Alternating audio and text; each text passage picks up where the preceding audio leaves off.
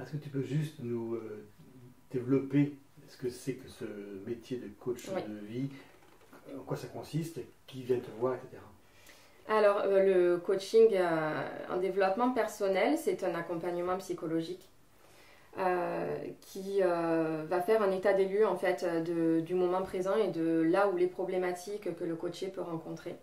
Donc, on essaie bien sûr de savoir d'où viennent ces blocages, d'où vient cette problématique, parce que on n'arrive pas avec une problématique comme ça du jour au lendemain.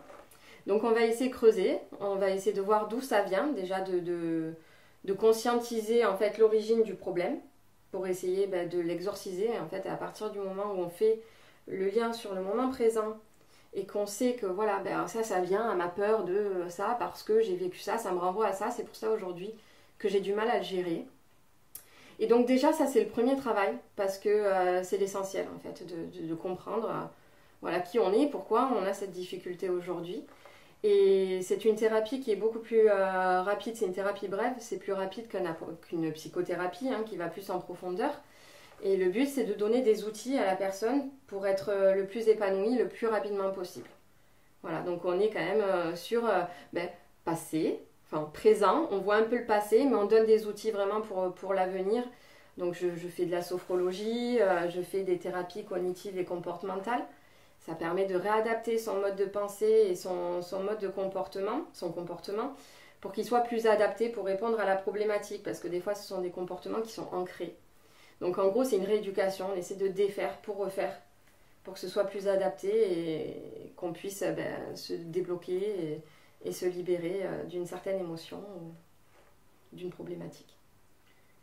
Le rapport de cette pratique par rapport à toutes les thérapies, je dirais, officielles, psychothérapeute, psychiatre et compagnie. Tu peux nous en parler? Disons que j'ai vu des psychologues. Pour moi, quand à un moment donné, j'arrivais plus à gérer mes émotions et que tout était brouillon, mélangé. Donc, au niveau de l'accompagnement psychologie, c'est très important quand on ne sait pas d'où ça vient, où sont nos problèmes. Donc là, c'est bien d'aller creuser dans son enfance. Je ne vais pas traiter, moi, le traumatisme. Par contre, prendre conscience du traumatisme et essayer de se réadapter son comportement et son mode de pensée pour essayer de le surmonter, oui. Mais je ne vais pas aller le creuser, le traumatisme. Je vais essayer d'en libérer la personne, mais des fois, ça peut ne pas être suffisant. Et du coup, la psychothérapie est là intéressante. Et là, je saurais orienter mes coachés vers un psychologue ou une psychothérapeute parce que je vois que les blocages sont trop profonds. Donc, par exemple, le psychologue ne donnera pas systématiquement d'outils au quotidien pour aller mieux. Voilà. Donc, moi, j'essaie de ne pas multiplier non plus les outils parce que je ne veux pas me dire que je ne suis pas capable de tout faire et je ne veux pas être capable de tout faire.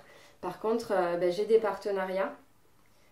Et je propose du coaching sur mesure où les clients peuvent, en fonction de leur sensibilité, choisir d'autres accompagnants et ça vient en fait englober le coaching. Donc j'ai une aromathérapeute, j'ai une maître Reiki, j'ai une art thérapeute, j'ai une conseillère en images, j'ai une photographe et tout ça, ça répond à des problématiques et je pense que l'union fait la force.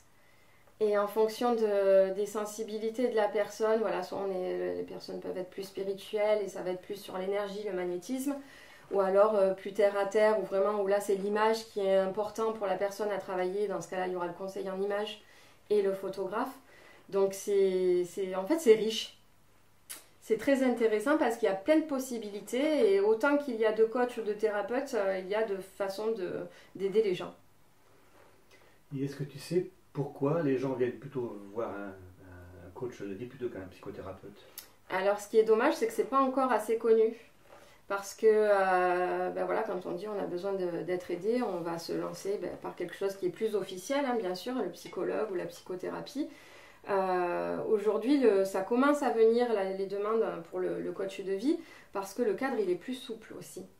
Moi, je sais que je tutoie mes clients, j'ai besoin de cet échange, de cette confiance. Voilà, ils sont reçus chez moi, dans mon bureau, ils ont le petit café, voilà, le petit gâteau. Ça fait partie en fait du moment et je sais qu'ils sont, quand ils viennent, voilà, ils viennent pas reculons, ils n'ont pas de crainte parce qu'en fait c'est un échange et je leur parle de moi aussi. Quand ça fait écho, je leur dis et je leur montre aussi qu'on peut y arriver parce que moi aussi j'ai traversé des choses, on a tous traversé des choses et on a tous les capacités en fait de surmonter tout ça. On les a tous ces capacités.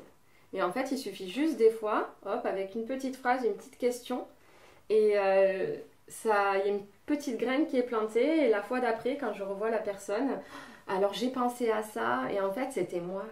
C'était ma petite graine. Et ce qui est fabuleux, c'est qu'ils ne le voient pas que c'est ma petite graine.